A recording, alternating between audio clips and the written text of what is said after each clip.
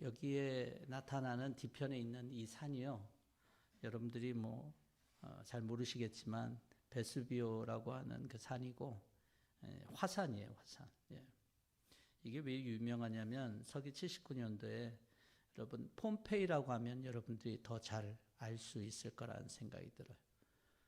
역사상에 여러분 무슨 일이 있었는지 알죠? 이 화산이 터져갖고 단 10몇 분 만에 이 모든 걸 덮어서 몇천 명이 죽었다는 그런 거죠. 예. 그런데 여러분 똑같은 배경인데요. 여기는 어떠신가요? 뒤에 있는 산은 똑같은 산이에요. 예. 앞에 포도 또는 그 포도 농장이 있어요. 소렌토의 폼페이 포도 농장이라 그래요. 화산이 일고 그다음 화산재가 덮은 다음에요. 그 토양에 영양분이 공급되고 그래서 나폴리 주변은 이 포도, 토마토, 과일 재배에 아주 적합한 그런 농업지대로 변했다고 얘기를 해요. 그러니까 식물 성장에 필요한 그 미네랄 같은 것들이 잘 공급되기 때문에 이곳이 그렇게 좋은 곳이라고 합니다. 여러분, 이 화산이 폭발할 때 이 마그마가 올라오는 거 아니에요? 마그마는요, 겉에서 보이지 않아요. 그런데 갑작스럽게 분출하는데 이 마그마가 터진 다음에 아이러니하게도 그것이 아주 비옥한 땅이 된다는 얘기예요. 성경을 보면요, 하나님의 심판이 있어요. 하나님의 심판은 개인에게도 이스라엘 백성들에게도 하나님의 심판이 임하게 됩니다. 그 심판은 마치 마그마가 터지듯 화산이 터지듯 그렇게 보여요. 마그마가 보통 그렇게 형성되는 데는 수백 년, 수천 년 정도 걸린다 그래요. 그래서 한번 화산이 터지고 난 다음에 또 그 다음에 마그마가 또 터지거나 그런 경우는 거의 없어요. 그러니까 다 터졌다 그러면 일부만 터졌다라면 가능성도 있겠지만 이게 몇백 년, 몇천 년씩 걸리는 그런 작업이기 때문에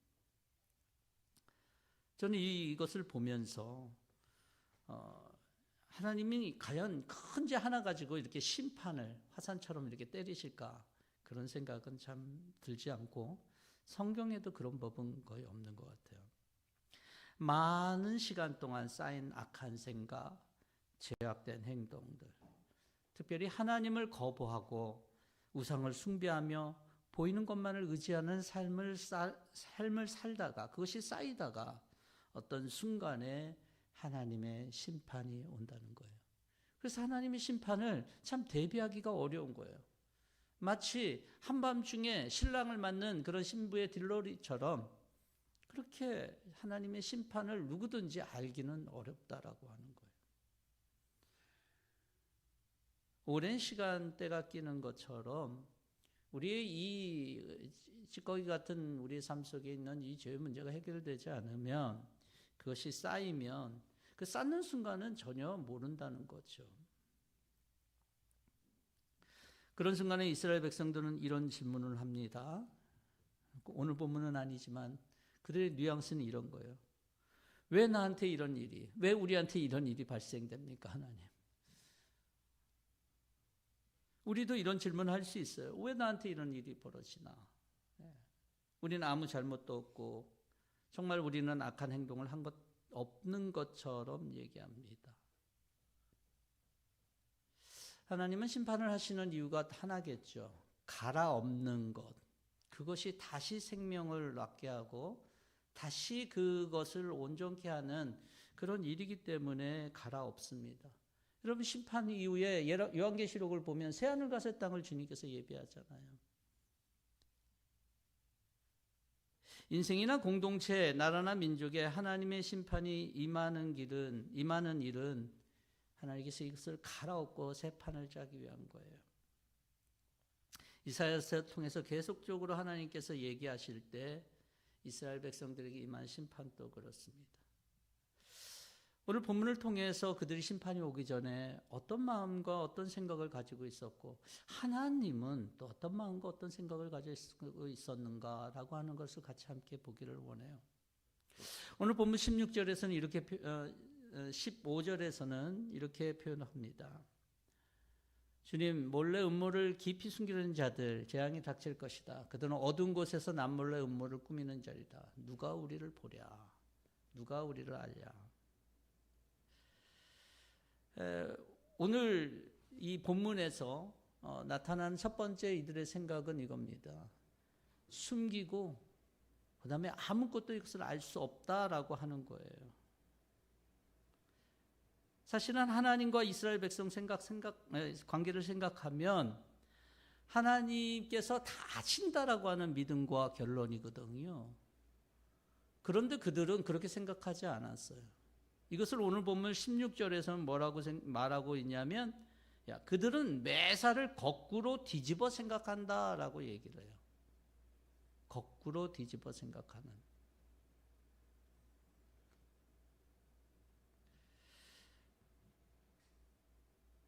자신의 계획을 숨기려고 하는 자들의 생각과 확신은 하나님께서 나의 음모, 나의 죄를 하나님께 그런 음모와 죄를 숨길 수 있다라고 하는 확신 때문이겠죠. 그래서 누가 우리를 보겠냐? 누가 우리를 알겠냐라고 말한다는 거예요. 근데 하나님의 나라에는요, 한 가지 숨길 수가 없어요.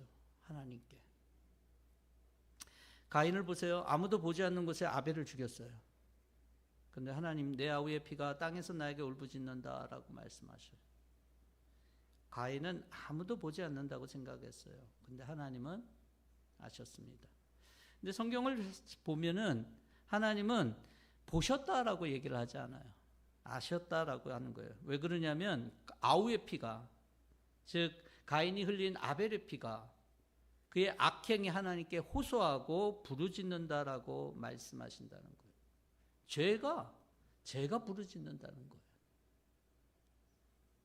여러분, 죄가 가만히 있을까요? 절대로 그렇지 않아요. 성경은 죄가 가만히 있는다라고 얘기를 하고 있지 않아요. 죄는 뭔가 변화를 계속적으로 가져다 줘요. 야고보서 사도는 뭐라고 그래요? 욕심이 잉태하면 죄를 낳고 죄가 장성하면 사망을 낳는다라고 얘기를 하죠. 아담과 하와가 처음 죄를 범했을 때도 가만히 있지 않았어요. 엄청난 파괴가 일어나겠죠. 아까 야고보 사도의 말씀처럼 3단계로 딱 끝나지는 않은 건 분명해요. 여러 단계가 있을 수 있을 것 같아요. 근데 중요한 거는 죄는 뭔가를 발생시킨다라고 하는 거예요. 그 발생한 결과로 인해서 그것이 하나님께 울부짖기에 하나님 모르지 않는다는 거예요.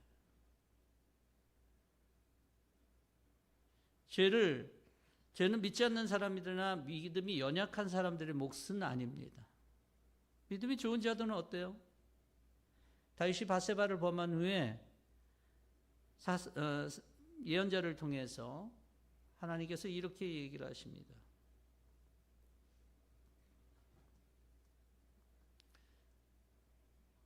내가 너의 집안에 재앙을 일으키고 내가 보는 앞에서 내가 너의 아내를 또 빼앗아 너와 가까운 사람에게 주어서 그가 대낮에 너의 아내들 욕보게 하겠다. 12절에 이래요.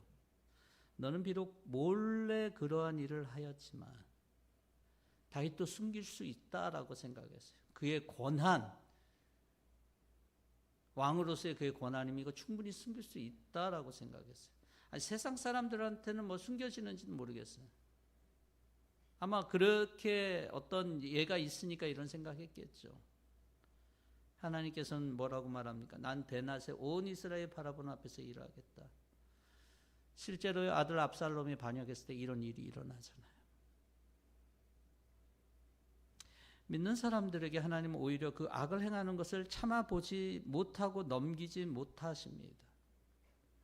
하박국 선지자에게 하나님께서 하신 말씀이에요.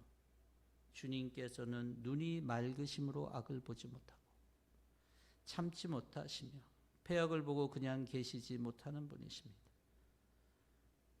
비밀이 행한다고 하지만 그 모든 것을 하나님은 보고 계신다라고 하는 거예요.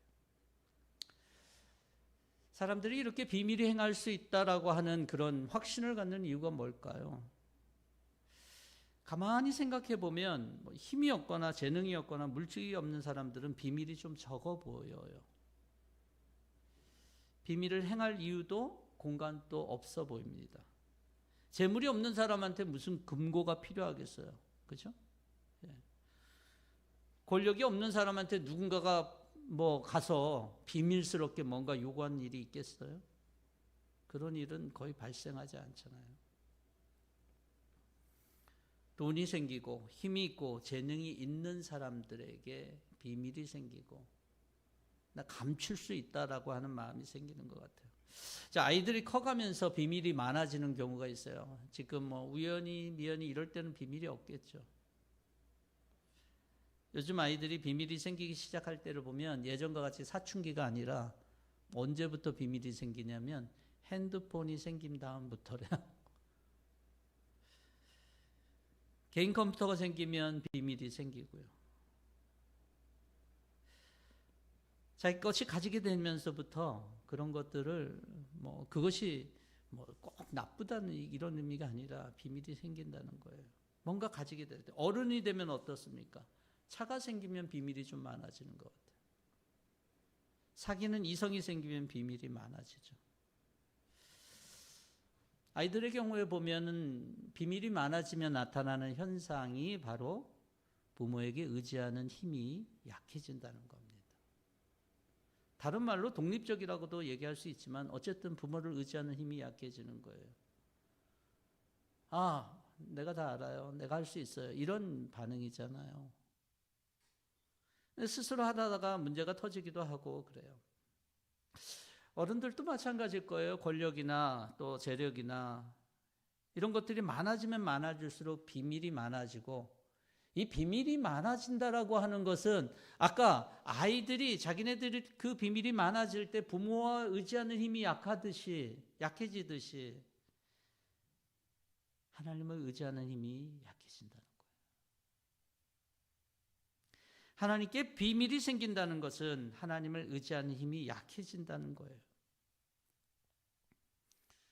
왜 그런 비밀, 하나님을 의지하는 힘이 약해지냐면 결국 그 밑바닥에는 하나님 이제 나 스스로도 할 수 있는 것 같아요.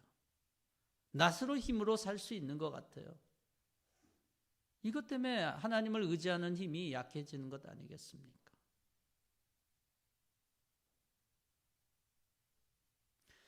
오늘 이사야서 말씀의 16절에 그렇게 얘기를 합니다. 옹기장이와 진흙, 하나님과 인간을 비유하면서 만들어진 물건이 자기를 만든 사람을 두고 그가 나를 만들지 않았다. 그는 기술이 없다. 개역성경에는 총명이 없다. 그렇게 표현하고 있어요. 사람들이 이렇게 얘기할 수 있습니다. 하나님 나를 만들지 않았어.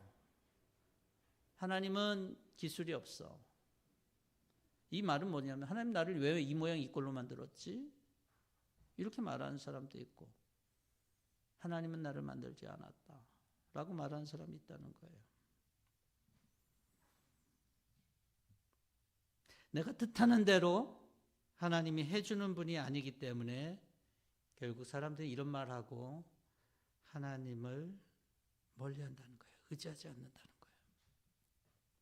그러면서 하나님과 우리 사이의 비밀, 벽이 생기게 됩니다. 헨리 나우엔이라고 하는 분이 있어요. 저 가끔 소개시켜드린 것 같은데 이분이 하버드대 교수였어요. 정말 똑똑한 분이셨죠. 그가 신앙적인 결단을 내고 데이브레이크라고 하는 공동체로 들어가요. 이제 장애인, 중증 장애인들 공동체였어요. 그 중에 그는 아담이라고 하는 한 사람을 만나요. 어릴 때부터 저 젊을 때까지 있었던 사진이 나오는데요. 그 아담하고 같이 이렇게 하면서 그가 느꼈던 거는 자신의 모든 지식으로 한 인간을 사랑하는데 아무 도움이 안 된다는 걸 깨닫게 돼요.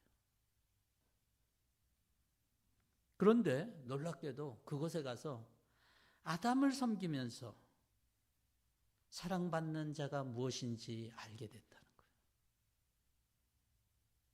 그래서 이렇게 얘기를 합니다. 그는 그의 책에서 약자는 우리 때문에 아니라 우리를 위해 존재한다. 우리가 그들을 돌보는 것이 아니라 그들이 우리를 돌본다라고 말을 합니다. 인간 대부분은 스스로가 하나님 없어도 살 수 있다라고 생각하는 사람들도 많아요. 그러면서 하나님과 쌓았던 비밀을 하나하나 하나님과 비밀을 하나하나씩 쌓는 그런 경우가 많이 있습니다. 이것이 바로 16절에 있는 것처럼 매사를 거꾸로 뒤집어 생각한다는 거예요. 하나님 우리를 창조한 목적은 하나님을 의지하고 하나님을 바라보고 하나님과 교통하고 관계하는 건데, 하나님 나를 만들지 않았다라고 하는, 하나님은 기술이 없다라고 하는 그러한 완전히 거꾸로 뒤집은 생각이 가득 차면서 하나님을 의지하지 않고 하나님 앞에 비밀을 만든다는 거예요. 사랑하는 여러분, 우리는 하나님의 피조물입니다. 하나님 없이 살 수 있는 존재가 아니라는 것을 우리는 매 순간 인정해야 될 것입니다.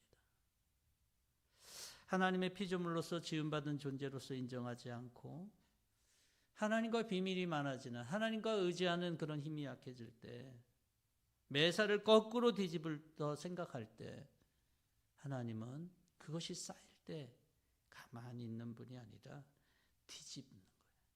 이것이 하나님의 첫 번째 뒤집음이에요. 창조주와 피조물의 자리를 바꾸려는 생각, 나를 만드신 이보다 나 자신을 더 신뢰하는 생각, 그것이 뒤집는 거예요. 뒤집는 거.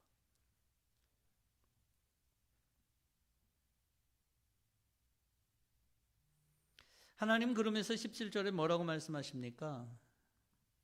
야, 레바논의 밀림이 기름진 밭으로 변하고 기름진 밭이 다시 밀림으로 변하는 것은 시간 문제다. 하나님은 이 시간 문제라는 얘기는 무슨 얘기예요? 그거는 금방 할 수 있다는 얘기예요. 금방. 매우 빠르게 진행된다는 거예요. 아까 화산 폭발 몇 분 만에 여러분 이 폭발이 있을 수 있냐면 90분도 있대요. 빠르면 90분 만에 그게 폭발을 하기도 한다는 거예요. 레바논 밀림이 기름진 밭으로, 기름진 밭이 다시 밀림으로 변하는 내 삶의 터모일이 있는 거 하나님 얼마든지 할 수 있다는 거예요. 어떨 때는 안전하다고 하지만 이 안전하다고 하는 게 안전한 게 아닐 수 있어요. 어떨 때는 정말로 답답하고 힘들다고 하지만 그것이 꼭 그런 것만은 아니다라고 하는 거예요. 하나님이 주관하시기 때문에. 근데 제가 오늘 본문에서 제일 놀랍게 발견한 것은 18절입니다. 18절 말씀이 한번 우리 다 같이 한번 읽도록 하겠습니다. 시작.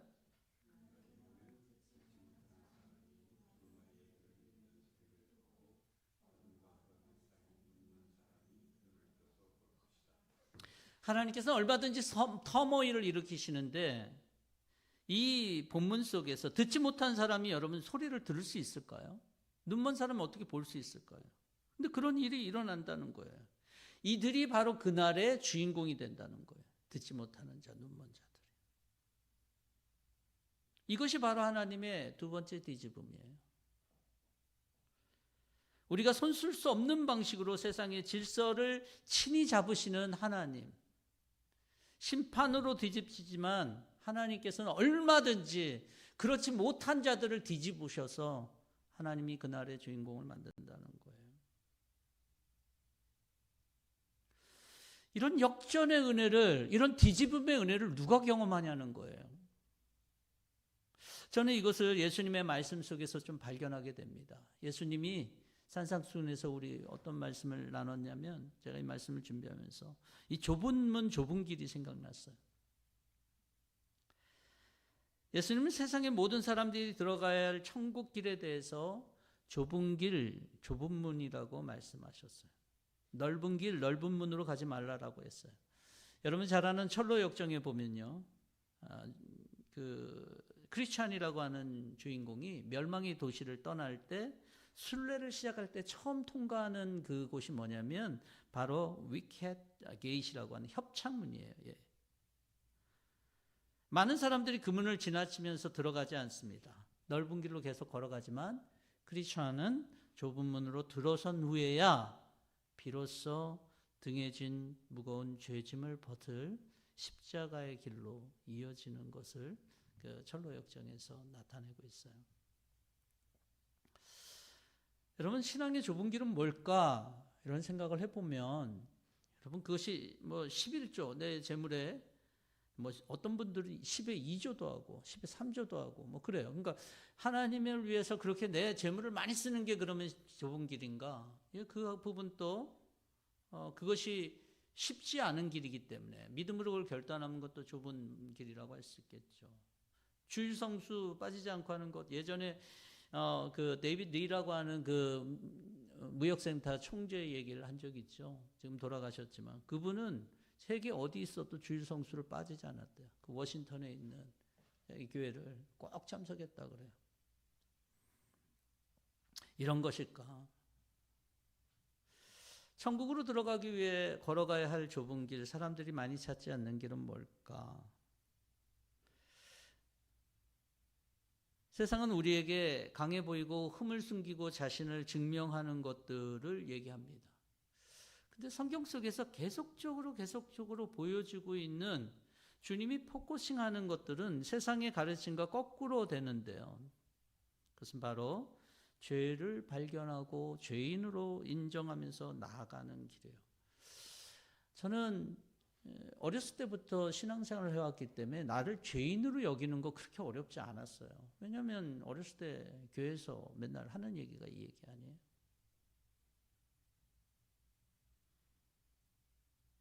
근데 그 죄를 발견하고 죄인으로 인정하는 것이 그냥 내 학습, 매일같이 교회를 다니면 익숙하게 얻는 그런 것이다라 그러면 그것이 영생을 주어지는 것이라면 저는 잘 이해가 안 돼요. 그것이 좁은 길이라면 잘 이해가 안 돼요. 어떻게 그게 좁은 길이 될 수 있지? 아니, 어떻게 보면 좀 넓은 길 아닌가요? 내가 쉽게 죄인이라고 인정하고 내가 천국이라고 하는 이 유산을 받는다라면 너무 쉬운 거 아니에요? 그리고 많은 사람은 그 일을 왜 못하겠어요? 간단하게 할 수 있는 걸. 많은 사람은 착각하죠. 교회를 다니는 것을 신앙생활이라고 얘기를 해요. 근데 그 신앙생활의 일부일 수 있지만 본질은 아니거든요. 왜냐하면 믿음과 상관없이 얼마든지 다닐 수 있기 때문에 그래요. 내가 원하는 한, 내 두 다리가 뭐 건강한 한 다닐 수 있잖아요. 그런데 자신의 죄를 발견하고 죄인이라고 고백하는 것은 아무나 할 수 있는 일은 아니에요. 진실되게. 그것은 반드시 예수 그리스도를 알아야 되고 성령님을 통해서만 가능한 일이에요. 저는 신앙생활을 하면서 많은 분들을 이렇게 만나게 되는데 자신을 진실되게 죄인이라고 인정하는 사람들을 정말 보기는 참 많지는 않았던 것 같아요. 학습적으로 죄인이라고 하는 경우는 많아도 진짜 하나님의 말씀 속에서 예수 그리스도의 십자가를 통해 자신이 진짜 죄인이라고 인정하는 사람은 적습니다. 왜냐하면 그게 좁은 길이기 때문에 그래요. 하나님이 계시고 하나님 앞에 내가 죄인인 게 맞고 그리고 내가 하나님 앞에서 나의 죄를 고백한다라고 하는 이 일은 쉬운 일이 아니에요.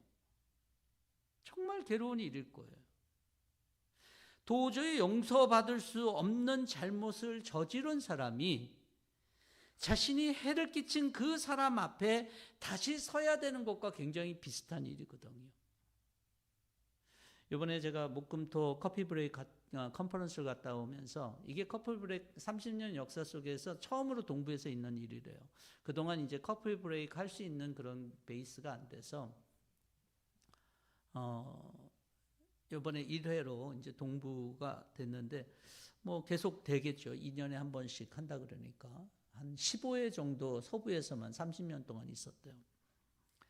여튼 그 커피 브레이크에서 디도서와 빌레몬서를 가지고 같이 함께 묵상하며 저희 그룹에는 집사님들 3분과 장로님들 또 2분, 권사님 1분, 그리고 저 이렇게 그룹이 됐었는데 참 유익했어요. 같이 함께 성경을 발견하고 같이 나누면서 자기의 또 삶을 또 이야기하는 그런 것들이 참 유익했던 것 같아요. 거기 빌레몬서에 보면 여러분 빌레몬 내용을 아시는 분은 알겠지만 이 빌레몬에게서 한 사람 종이 도망칩니다. 그 사람의 이름이 오네시모예요. 빌레몬의 내용은 이 오네시모를 용납하고 받아들이라고 하는 내용이에요. 근데 빌레몬이요, 다시 돌아가야 되는 이 오네시모 마음이 쉽지 않았을 거라는 거예요. 돌아가면 죽여도 아무 할 말이 없어요. 빌레몬이 왔을 때 도망간 종으로 그가 형법에 의해서 처리된다면 오네시모는 바울의 그런 부탁이 있어도 돌아가면 죽는 거였거든요.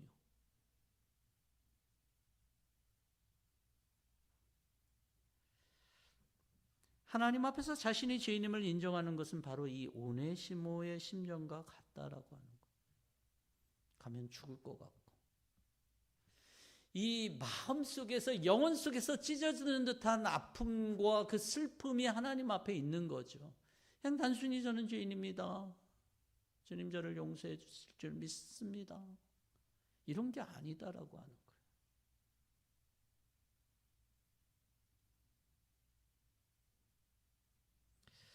내가 죄인이라고 고백하는 것은 그러한 가벼운 것이 아닙니다. 그래서 성경은 우리에게 우리가 죄인이었을 때, 하나님과 원수 되었을 때라고 하는 그런 거랑 같이 얘기를 하고 있어요. 그러면서 많은 신앙인들은 하나님 앞에 나아갈 때 자신이 얼마나 괴로웠는지, 내 죄로 인해서 얼마나 아팠는지 그것을 고백하면서 하나님 앞에 죄인을 인정하는 거였어요. 한편으로 이 죄를 인정하기 어려운 일을 보면요, 성경이 말하는 죄가 보이는 죄가 아니기 때문에 그래요. 보이는 죄 인정하기 쉽죠. 내가 도둑질한 거 그거 뭐 잘못했다고 말하는 게 왜 어렵겠어요. 사실인데 내가 알고 있고. 하나님의 말씀하시는 죄는 그게 아니에요. 하나님과의 관계, 하나님의 관계가 뒤틀려진 나의 상황, 그것이 하나님 죄라고 얘기를 해요. 근데 그게 보이지 않거든요. 하나님도 보이지 않는데 하나님과의 관계가 어떻게 보여요?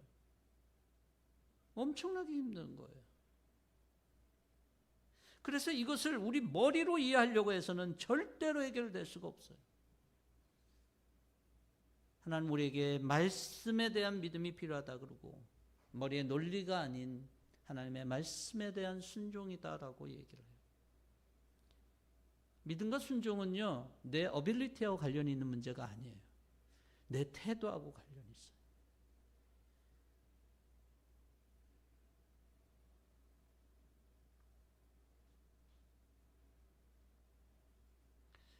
그래서 어떤 사람들은 내가 기름진 밭인 줄 알았는데 하나님을 직면한 후에 이 밀림, 개역 성경에는 숲으로 그렇게 표현하고 있어요. 나는 밀림 상태였구나. 내 내면을 바라보면서 내가 정말 밀림이었구나. 이 복잡하고 이 처참한 상황들을 하나님 앞에 가지고 나가면서 고통 가운데 주님께 나아가지만, 그 죄로 인정할 때 놀라운 일이 벌어지는 것은 눈이 뜨이고 귀가 열린다는 사실이에요. 마치 화산이 터진 후에 기름진 옥토로 변화되는 것처럼 그런 일들이 벌어나요. 하나님 앞에 내 죄를 가지고 나갔는데 하나님은 내 영적인 눈을 트이게 하고 내 영적인 귀를 트이게 하는 거예요. 그래서 보고 듣는 거예요. 단순히 내가 이 육체적인 눈으로 보는 게 아니죠.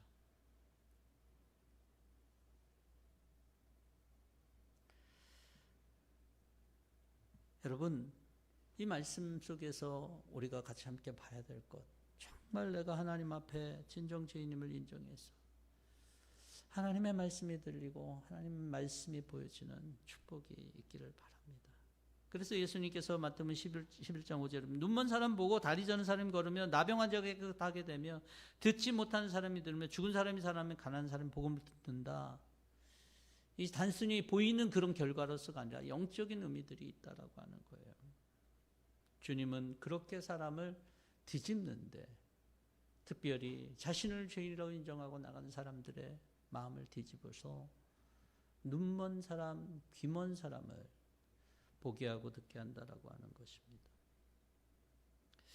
마지막에 보면 하나님이 이 뒤집는 생각을 하나님께서 가지고 있는 이 모습은요, 세상은 강한 자, 가진 자, 잘난 자 따라서 가는 거잖아요. 근데 하나님은 그 순서를 거꾸로 뒤집습니다. 어떤 방법을 통해서 이렇게 뒤집습니까?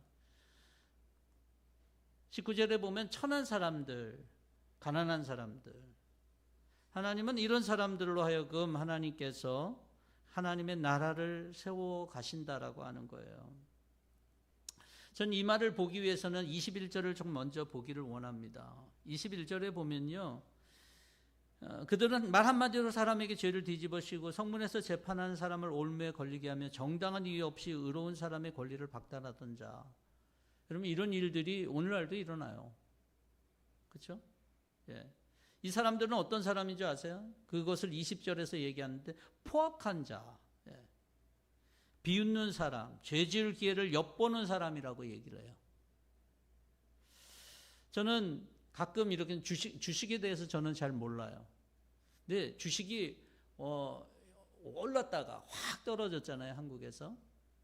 분명히 무슨 일이 있냐면 모든 사람이 돈을 벌 수는 없잖아요.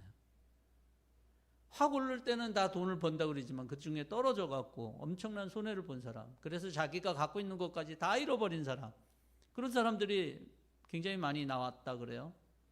근데 그 사람들 대부분이 돈 있는 사람들이 아니라, 예, 잘 모르는 사람들이 뭐 조금 오르는 줄 알고 넣었다가 손해보는 경우들이 굉장히 많았던 것 같아요. 여러분, 주식을 보면, 예, 그것이 바로 성공의 요인이었죠. 돈을 이렇게 얻을 때는. 근데 완전히 잃어버릴 때는 내 패배의 요인도 주식인 거예요. 내 성공의 요인이라고 생각했던 것이 몰락의 원인이 되는 일이 역사 속에서도 있고요, 개인의 삶 속에서도 얼마든지 있어요. 그래서 우리는 성공의 원인이라고 하는 것을 의지하면 안 돼요. 왜냐하면 그것이 나를 몰락시킬 수 있기 때문에. 내가 믿었던 사람, 그 사람 때문에 내가 몰락당하기도 하고요, 내가 믿었던 방법에 의해서 무너지기도 합니다. 밤에 아무도 모르게 저지른 완전 범죄라 여겼던 다윗의 죄는요, 온천하에 드러났죠. 그 수치의 열매를 그대로 감당해야 됐어요. 그렇죠? 근데 시간을 거슬러서 다윗의 인생에서, 여러분, 아침만 되면 다윗이 도망가야 되는 시대가 있었어요. 사울 왕을 피해서. 그때 같이 함께 모였던 사람들은 누구냐면요, 사무엘상 22장에 보면 아둘람 굴로 피했을 때 2절부터 보면 그들에 대해서 압제를 받는 사람, 빛에 시달리는 사람, 원통하고 억울한 일을 당한 사람들 모두 다윗의 주변으로 몰려들었다. 이렇게 해서 다윗은 그들의 우두머리가 되었다라고 얘기를 해요. 빛에 시달리고 원통하고 억울한 일을 당한 사람, 이 사람 나중에 어떻게 될까요? 오늘 본문으로 하면 천한 사람들, 가난한 사람들인데 이들이 바로 다윗이 나라를 세울 때 그 나라의 주춧돌이 되는 사람들이었어요. 하나님께서는 19절에서 가난한 자가 이스라엘의 거룩하신 이로 말미암아 즐거워하리라, 이 말씀이 실제로 이루어지는 방식이, 이루어지는 모습을 보여주고 있어요. 하나님은 왜 낮은 곳에서 낮은 사람, 가난한 사람을 통해서 하나님 천한 사람을 통해서 새 일을 행하실까? 세상의 계산법으로는 아둘람의 사람들, 이 사람들은 필요가 없는 사람들이죠. 하나님은요, 이런 사람들을 통해서 하나님의 나라를 세우십니다. 이것이 하나님의 나라를 세우는 방식이었어요. 왜냐하면 그걸 통해서만 하나님이 하신다라고 하는 일을 인정할 수 있기 때문에 그래요.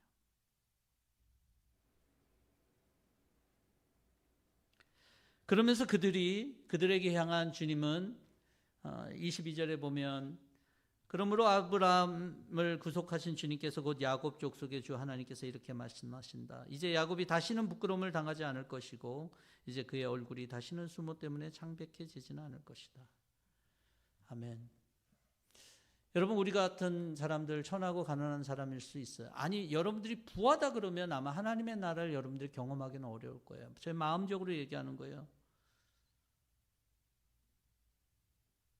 그렇지만 그들에게 주님이 주가 되어 주셔서 부끄러움도 창백해 되는 일이 없겠다라고 그렇게 약속해 주고 계십니다.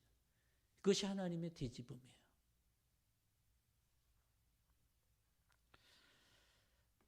오늘 우리는 폼페이를 삼켰던 베수비오 화산 이야기로부터 이 말씀을 시작했어요.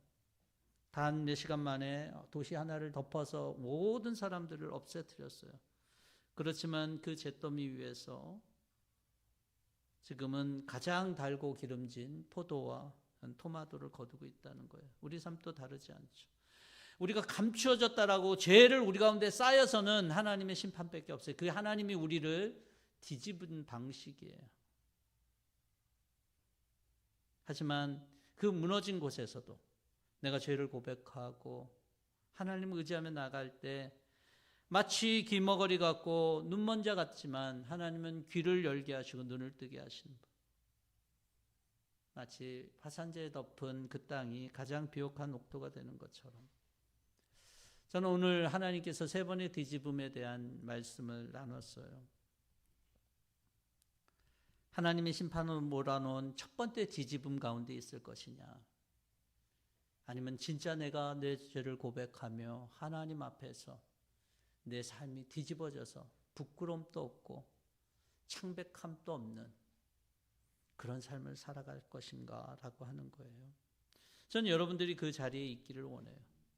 부끄러움도 없고 하나님 앞에서 부끄러움도 없고 창백함이 없는 삶이 되기를 원합니다. 예수 그리스도만이 우리에게 그 삶을 허락해 주실 수 있어요. 예수 그리스도를 모신 인생은 하나님 앞에 부끄러움을 당할 수는 없어요. 이 땅에서는 수모를 당할 수 있지만 수모당하지 않고 창백하지 않게 살 수 있는 길은 예수 그리스도 안에서의 삶밖에 없습니다. 오늘 이 시간 만약에 내가 세상을 따라가는 그런 뒤집은 생각을 갖고 있고 그렇다라면, 그래서 나의 삶을 언젠가 터질지 모르는 화산과 같은 그러한 마그마를 쌓고 있는 삶이라면 우리는 돌이켜야 될 거예요. 오히려 하나님, 주님은 나의 토기장이십니다. 나의 옹기장이십니다. 나를 지으신 분이십니다. 라고 하나님을 철저히 의지하면서 주님 앞에 나갈 때마다 나의 연약함과 나의 죄 때문에 주님 앞에 나가서 하나님 앞에 은혜를 구하고 나아갈 때에 하나님께서는 부끄러움 없는 창백함을 느낄 수 없는 그런 영광의 삶으로 우리를 인도하실 줄로 믿습니다. 저는 이 시간 저와 여러분들이 예수 그리스도를 모시고 우리를 다스리시는 주님 앞에 나아가 그런 복된 삶을 살 수 있는 주의 백성이 될 수 있기를 주의 이름으로 축원합니다. 같이 함께 기도하겠습니다.